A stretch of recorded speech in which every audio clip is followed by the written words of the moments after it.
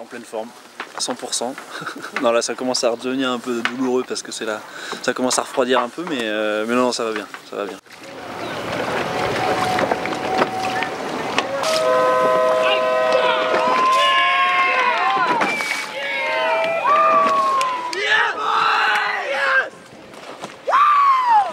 Trois journées de course, 7 victoires dans tout type de conditions rencontrées.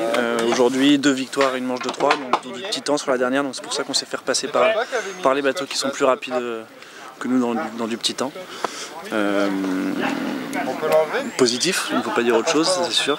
Maintenant on va voir pour la finale, ça va être autre chose.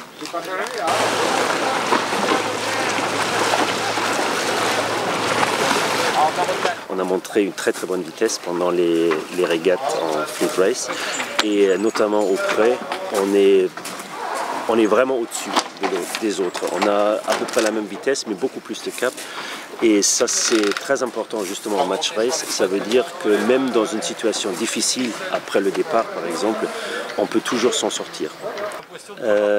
Oui, les performances du bateau de Groupama C m'ont vraiment surpris. Pas vraiment dans la brise, là on était assez confiant que le bateau ira très bien, mais dans le petit temps, j'étais un peu surpris que ça marche si bien. Et là on se rend compte qu'à partir de 5 nœuds de vent réel, on est plus que compétitif, on est même dans la plupart des cas supérieur.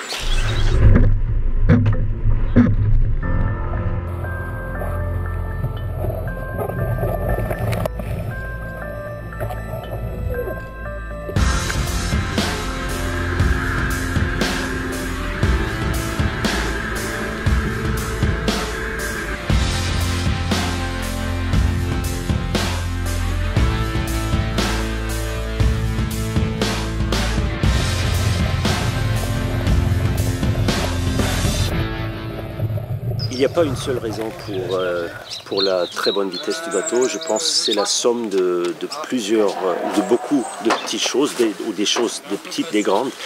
Je pense qu'il faut commencer avec le gréement qui bascule au vent. Et ça c'est un grand plus, surtout au près. Et je pense une bonne partie de la supériorité au près vient de là. Un deuxième point, c'est que le gap entre le trampoline et l'aile est fermé.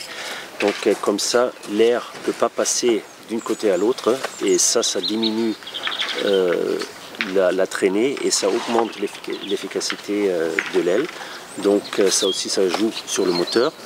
Ensuite, sur la plateforme, je pense notre package de foil a l'air d'être bien. Le bateau est assez stable. Nous n'avons pas besoin d'un réglage en permanence des foils comme par exemple Hydros. Je pense que c'est un grand avantage pendant la navigation.